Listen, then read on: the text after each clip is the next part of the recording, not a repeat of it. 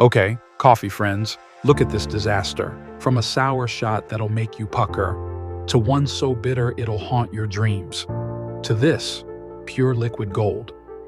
What if I told you we could dial in the perfect espresso shot in less than 8 tries? Grab your favorite mug because we're about to turn your kitchen into a proper coffee lab. Hey there, welcome back to Cafe Verse. I'm your daily dose of coffee wisdom, and today, we're diving deep into something every home barista needs to master, dialing in espresso. Now, don't let that fancy term scare you off. Think of it like tuning a guitar, except instead of perfect pitch, we're chasing that perfect balance of sweetness, acidity, and those rich, chocolatey notes that make your taste buds do a little happy dance. But before we get our hands dirty, and trust me, we will, I'm curious. When you're dreaming of that perfect espresso, are you team fruity and bright, or are you all about those deep, chocolatey vibes? Let me know in the comments. All right, let's break this down nice and easy. Dialing in espresso, it's basically becoming the conductor of your own little coffee orchestra. You see, extraction is everything here. Picture this. If your grind is too coarse, water rushes through like it's late for work, leaving you with a sour, underdeveloped mess that tastes like it's missing its morning coffee. Chuckle. But grind too fine? Well, now you're choking your shot, and it crawls out bitter and burnt like it's holding a grudge. The sweet spot we're after? That's where the magic happens, friends. And if you're already picking up some golden nuggets here, do me a favor and tap that like button. It helps more coffee lovers find their way to perfect shots. Now, here's where the fun begins. We're starting with what I call the classic recipe. 18 grams of coffee in, 36 grams of liquid gold out, shooting for about 28 seconds of extraction time. Think of it as our North Star.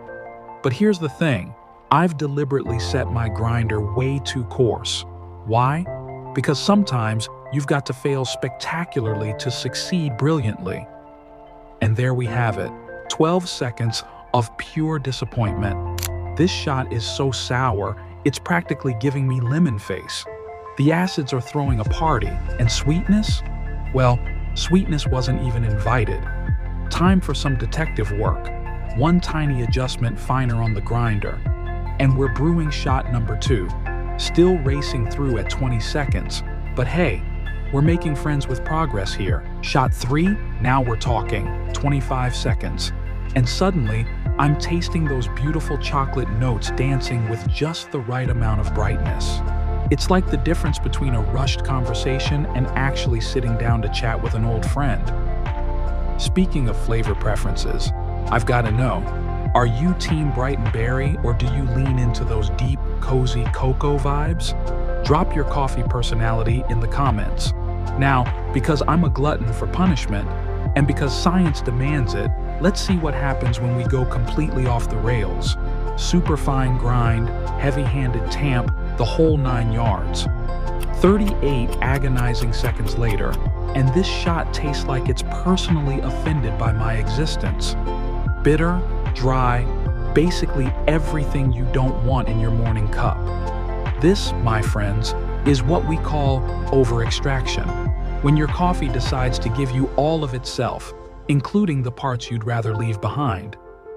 If you're learning something new here, even if it's just what not to do, hit that subscribe button. We're building a community of coffee lovers who aren't afraid to experiment. And then, shot number 6 happens. 18 grams in, 36 grams out, a perfect 28-second dance, and look at that crema. Golden, thick, with those gorgeous tiger stripes that tell you everything's working in harmony. On sip, and it's like your taste buds just found their soulmate. Smooth, sweet, balanced. This is what we've been chasing. Here's a little barista secret I learned the hard way.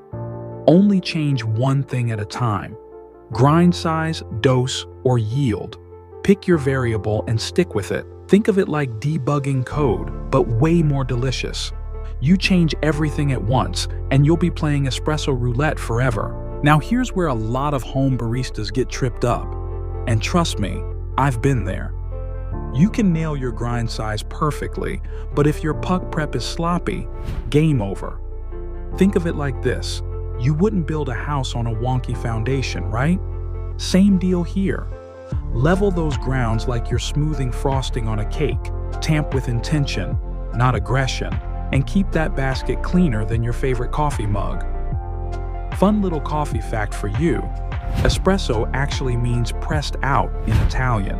Makes sense when you think about it.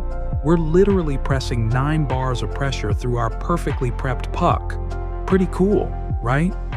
And there you have it, coffee friends. We just went from sour disappointment to sweet victory in less than 8 shots. Not bad for a day's work, right? Remember the golden rules.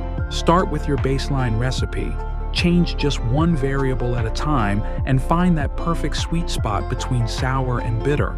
It's like finding the perfect temperature for your shower. You'll know it when you hit it. Before you go practice your new skills, I'm genuinely curious. Which part of dialing in gives you the most trouble? Is it nailing the grind size, getting your timing right, or mastering that puck prep? Let me know in the comments. I love hearing about your coffee adventures. If today's deep dive helped you level up your espresso game, I'd be absolutely thrilled if you'd subscribe and join our growing community of coffee enthusiasts. Tell me about your favorite coffee drink in the comments.